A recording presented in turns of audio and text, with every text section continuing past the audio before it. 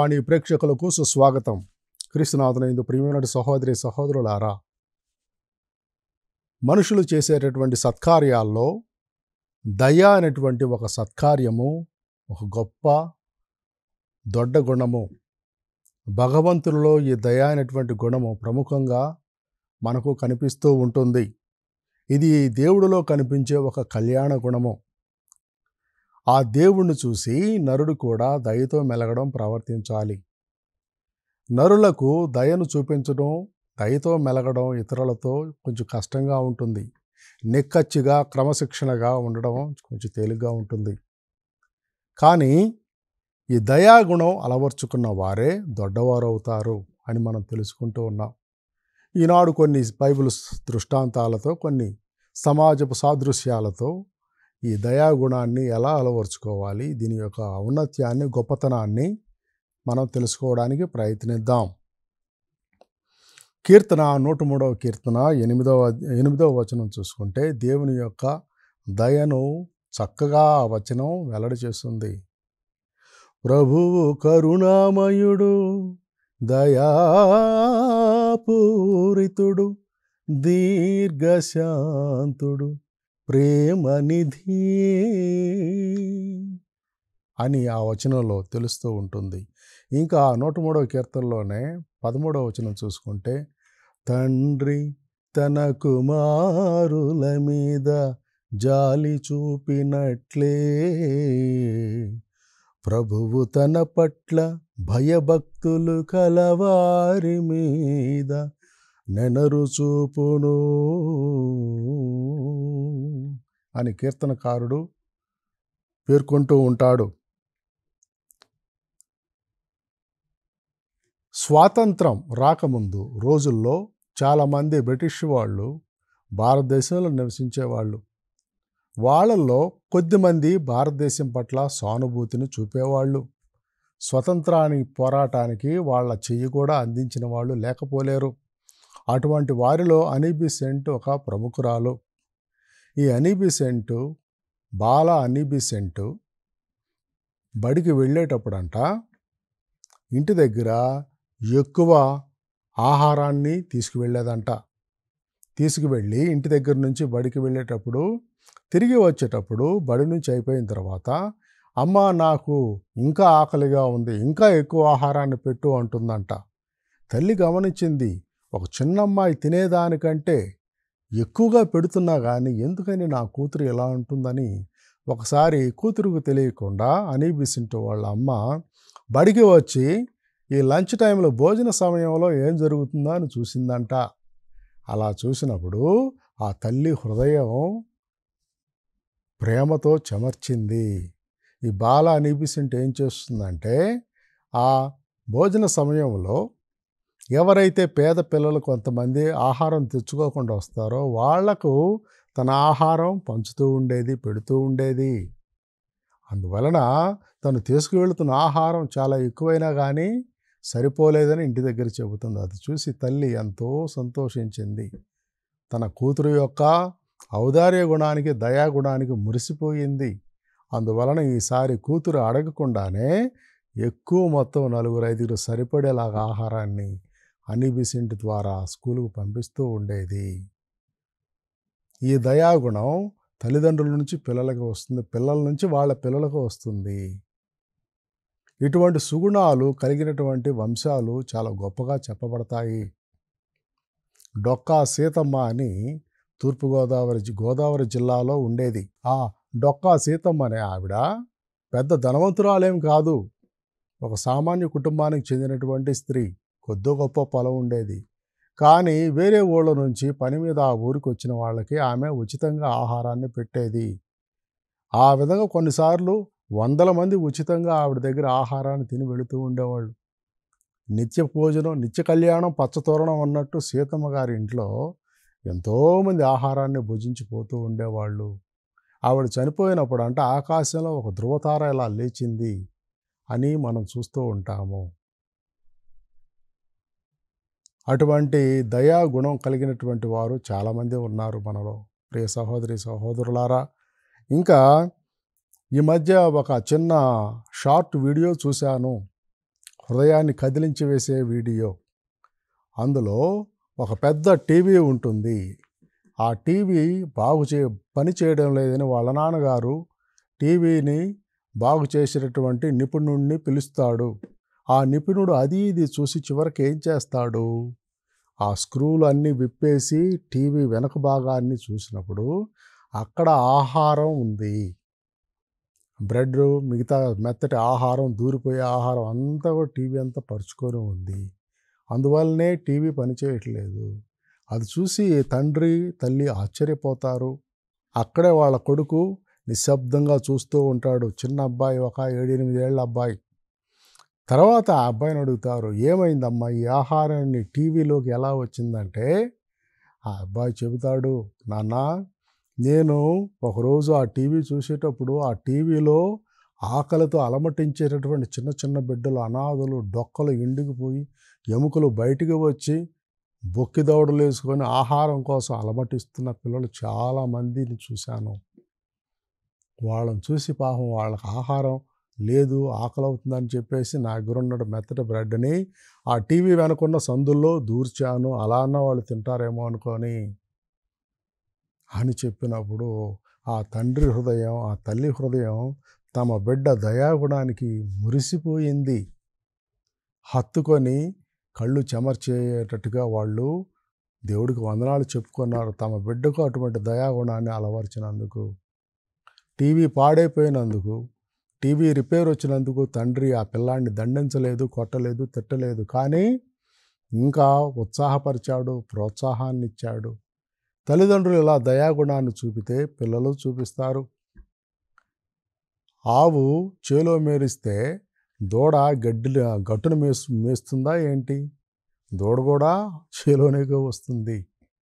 అదేవిధంగా తల్లిదండ్రులు ఏ బాట పడితే పిల్లలు ఆ బాట పడతారు.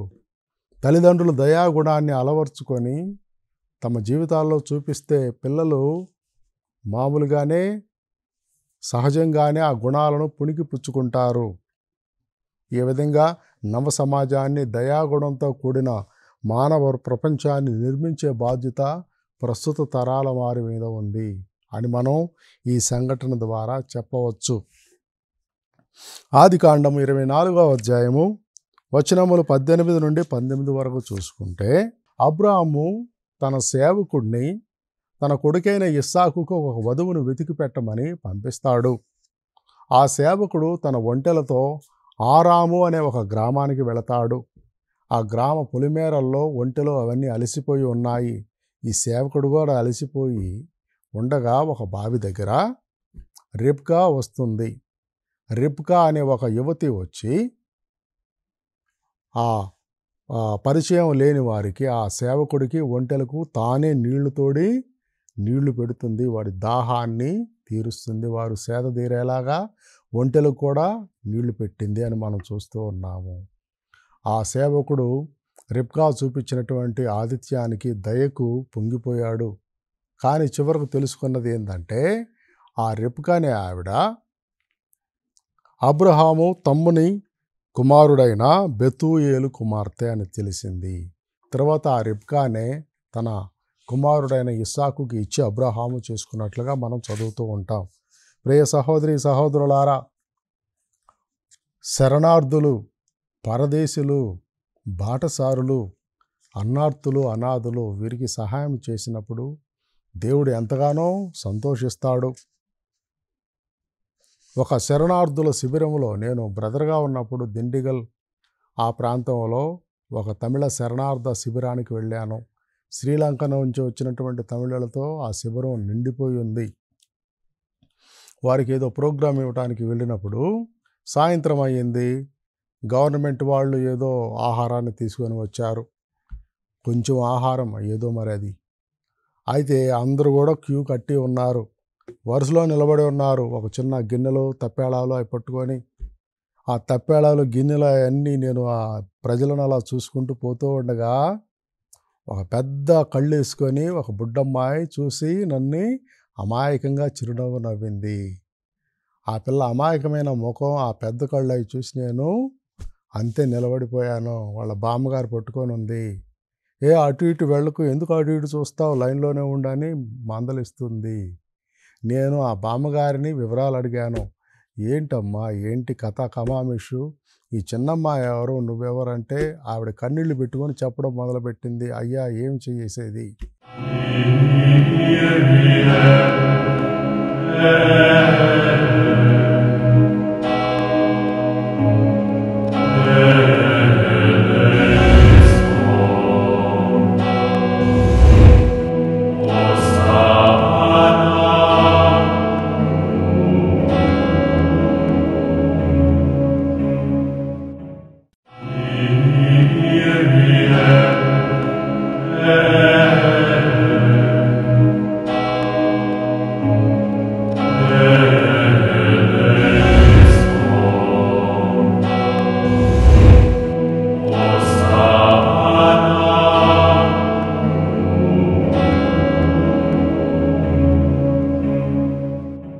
పనికి వెళ్ళగా ఈ అమ్మాయి యొక్క తల్లి తండ్రి వాళ్ళ అన్న పొలంలో ఉండగా బాంబు వాళ్ళ మీద పడింది. వాళ్ళు చనిపోయారు. వాళ్ళతో పాటు చాలామంది చనిపోయారు.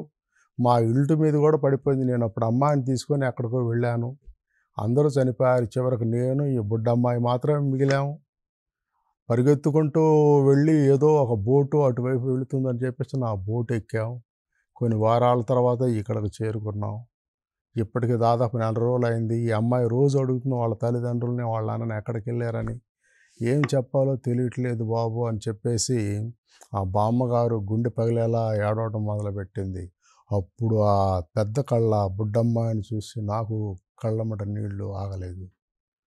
ఇటువంటి ఆ అమాయకమైన చిరునవ్వు, అమాయకమైనటువంటి ప్రశాంతమైన ముఖం వెనక ఎంత విషాదగాథ దాగి ఉందా అనుకొని శరణార్థుల పట్ల నాకు అపరిమితమైనటువంటి జాలి కలిగింది. తర్వాత లైన్లో కొద్ది చూరకపోతే ఒక ఆవిడ పాపం, పెద్ద ఆవిడ 60 ఏళ్ళు ఉంటాయి, ఒక మంచి కళ్ళద్దం పెట్టుకొని చాలా గుంభనంగా ఉండి ఒక పళ్ళెం పట్టుకొని ఉంది. అలాగా నేను ఆవిడని అడిగాను. ఆవిడ ఇంగ్లీష్ మాట్లాడుతూ ఉంది, ఆంగ్లం. అమ్మ, మీరెవరో, మీ కథ ఏంటో తెలుసుకోవచ్చు అనేసరికి అప్పుడు ఆవిడ చెప్పిన కథ విని నేను స్తబ్దుండైపోయాను. ఆవిడ చెబుతోంది, అయ్యా, నేను ఒక పేరు మోసిన గుండెల డాక్టర్ని శ్రీలంకలో. నా కింద ఒక 25 మంది దాకా డాక్టర్లు ఉంటారు. మాది 200 పడకల పెద్ద ఆసుపత్రి. శ్రీలంకలో చాలా ప్రముఖమైనటువంటి ఆసుపత్రి. ఒకరోజు వచ్చి ఆ బాంబులతో దాడి జరిగింది.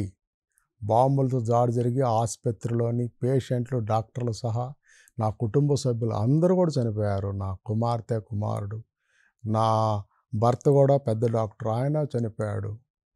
నేను కొన్ని వందల మందికి, వేల మందికి ఉచితంగా ఆహారాన్ని, వైద్యాన్ని ఇచ్చేదాన్ని. ఇప్పుడు ఇదిగో ఈ పాత్ర పట్టుకొని కొంచెం పిడికడు ఆహారం కోసం లైన్లో నిలబడి వేచి చూడాల్సి వస్తుంది అని చెప్పేసి కళ్ళము నీళ్లు పెట్టుకుంది.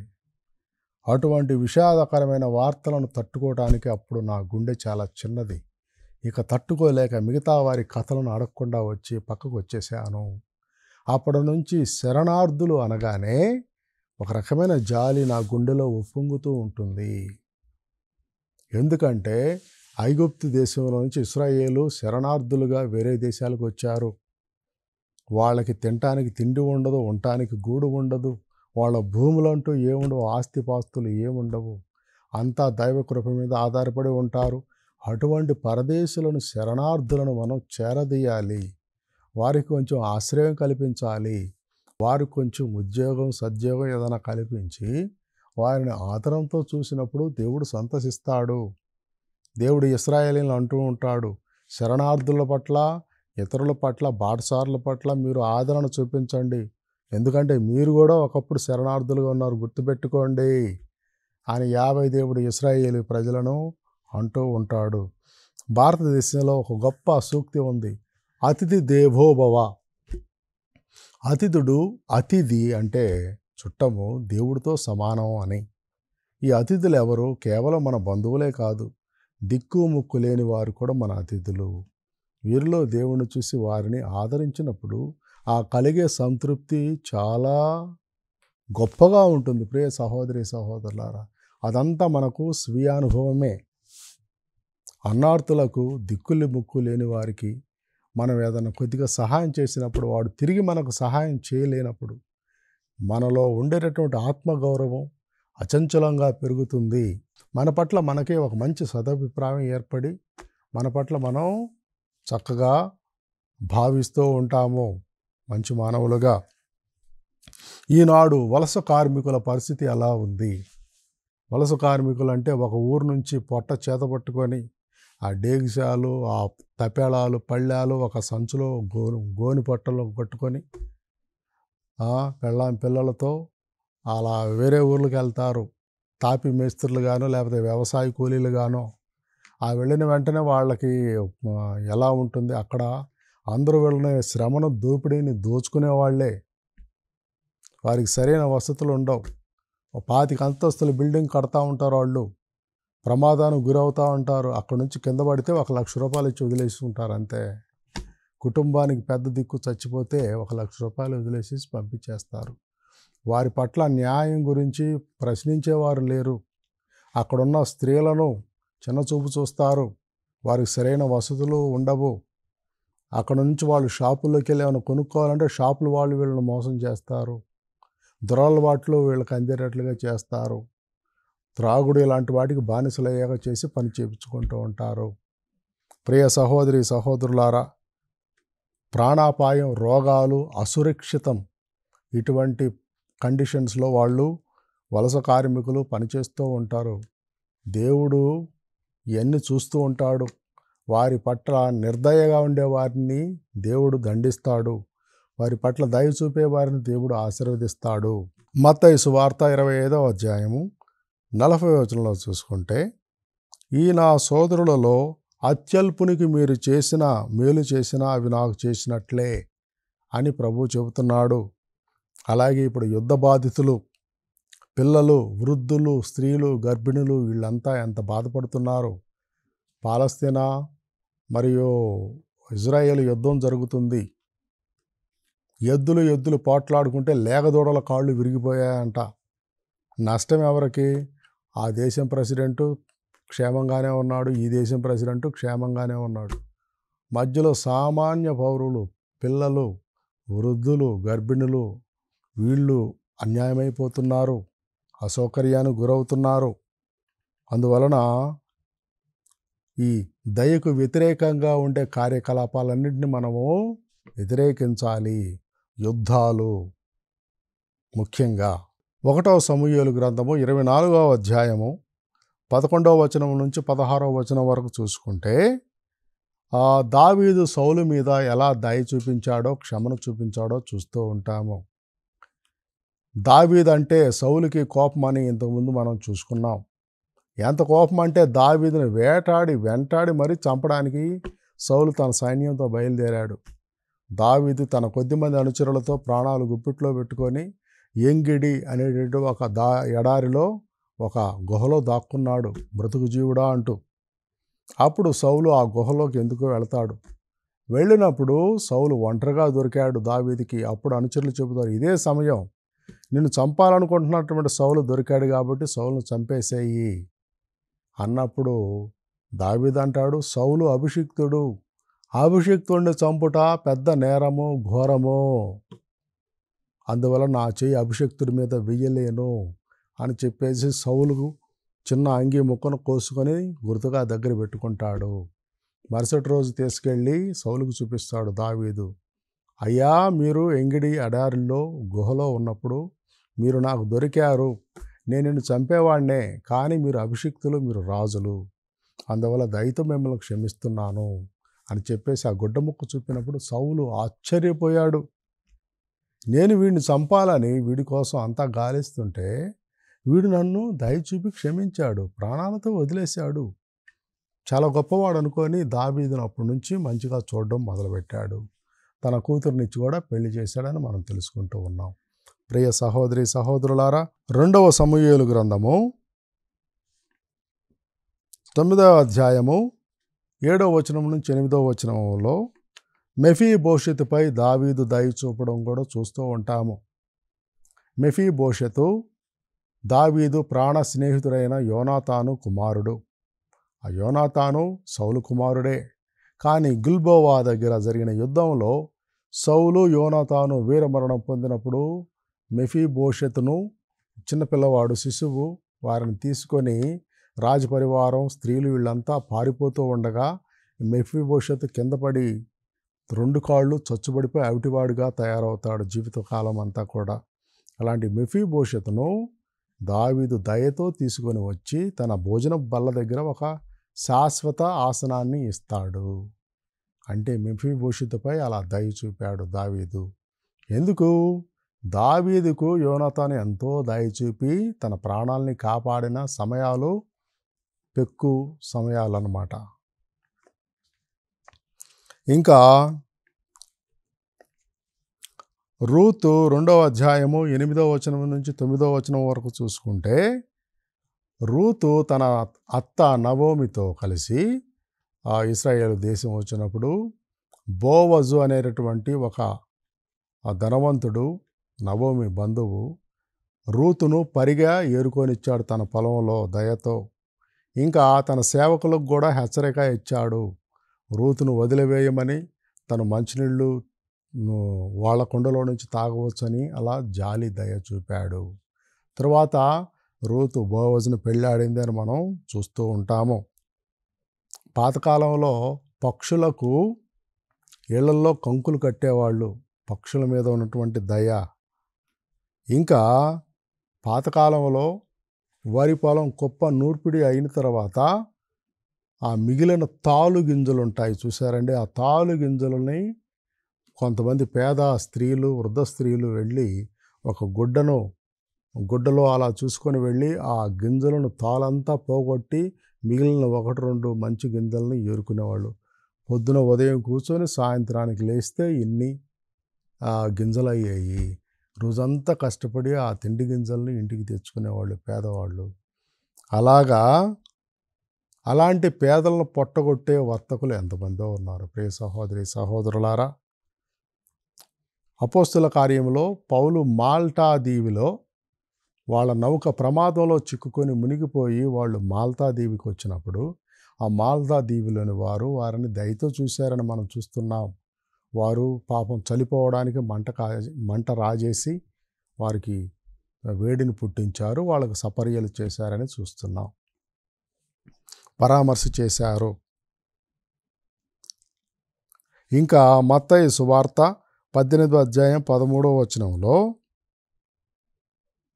సేవకుడు బాకీని క్షమించినటువంటి యజమానిని చూస్తున్నాము. యజమాని సేవకుడును దయ చూపించాడు. అలా దయ చూపించడం వల్ల దయ అనేది 2 విధాలుగా ఆశీర్వదించబడుతుంది. అది ఇచ్చిన వాళ్ళని ఆశీర్వదిస్తుంది, పుచ్చుకున్న వాళ్ళని ఆశీర్వదిస్తుంది అని మర్చెంట్ ఆఫ్ వెనిస్ అనేటటువంటి ఒక నవల, ఒక నాటకంలో ఒక పాత్ర ద్వారా షేక్స్పియర్ కవి చెప్పిస్తాడనమాట. తన శాంతమే తనకు రక్ష, తన కోపమే తన శత్రువు, తన శాంతమే తనకు రక్ష, దయ చుట్టం బావు, తన సంతోషమే తన స్వర్గము, తన దుఃఖమే తన నరకము, మహిళ సుమతి అని సుమతికారుడు చెప్పాడు. అందువల్ల మనం చేసే మంచి దయ తిరిగి మనకు ఎక్కువగా చేరుతుంది. దేవుడు మనలో దయాగుణాన్ని పుట్టించాలని ఆ దయామయుడైన దేవుడిని వేడుకుందాం. పితా పుత్ర పవిత్రాత్మ నామమున ఆమెన్.